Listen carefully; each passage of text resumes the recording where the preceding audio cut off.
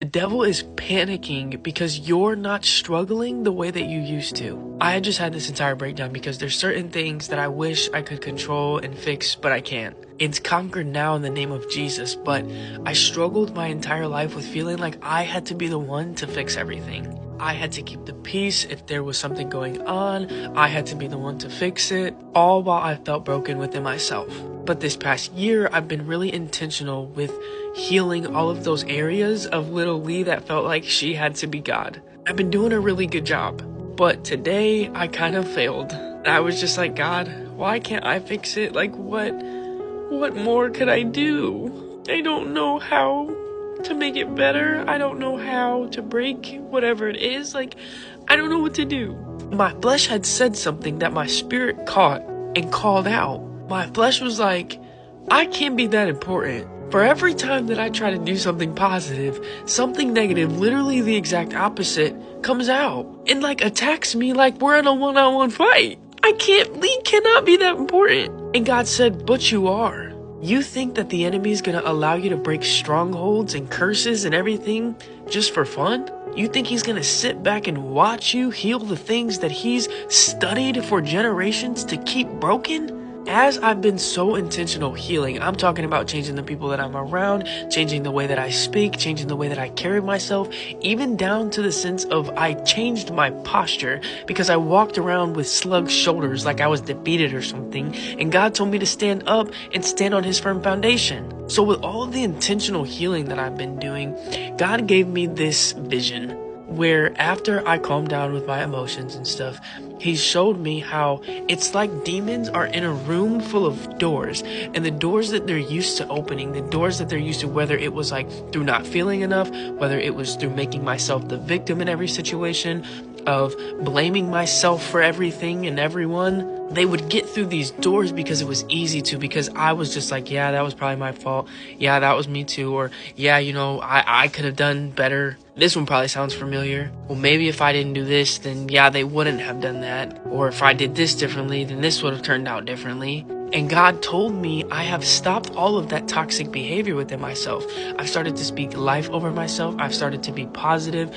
I've started to carry myself in confidence. And the devil cannot stand that. So he gave me the vision that these demons are pulling on all these doors like, bro, all of them are locked. And so now all of them are running around like chickens with their heads cut off, pressing every button, grabbing every doorknob, hoping that one opens. And so when God says to be vigilant and be aware and understand that if he is for you, who could be against you? If God locked that door, he couldn't unlock it if he wanted to. And there's areas of your life, there's areas of my life that I have to allow God to stand guard at. Like you have to let Jesus take the wheel. You can't run from every situation. You can't shut down every time.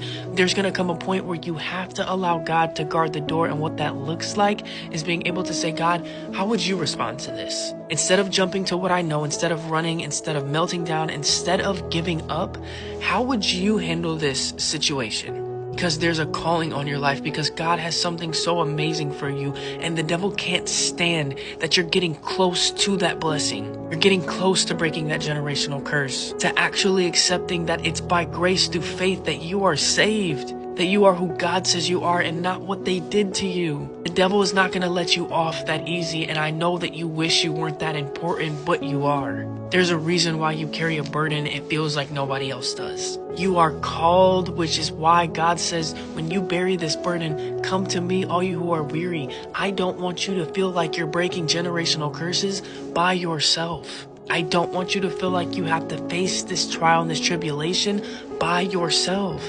Yes, I know it's a lot to deal with and it's a lot to sit back and think, especially because how you are assigned doesn't change that you still have emotions. It's normal to wish that you could fix everything. It's normal to wish that you could make the peace and you could fix everything and everybody and every single situation. But the truth is that you have to allow God to drive, and you have to get comfortable in the seat. You can't be sitting up in every moment, waiting for God to slam on the brakes, waiting for him to get in a car accident, correcting every move that he makes. You have to let God be God. The devil is upset because you are moving in the right direction. Take it as a compliment. Take these trials and these tribulations and these situations where the devil is just trying to convince you that no progress was made, that so much progress was made, that he's upset about it.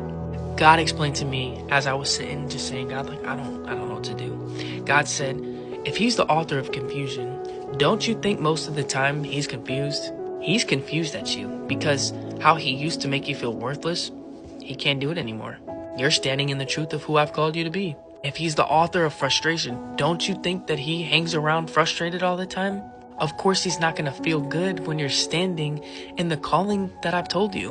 How you can go through something and press record and share it and encourage others. You think he's just going to let you get away with that? He's miserable and misery loves company. Don't allow him to think that he's sitting at the same table as you, because he's not. He is just banging on a door, walking about like a roaring lion. First of all, he's an off-brand.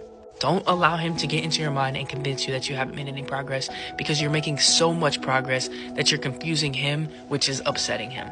So I just want to say, as a fellow, I just broke down to God and I was confused and I was sad and I wish that I want to say you're doing such a good job.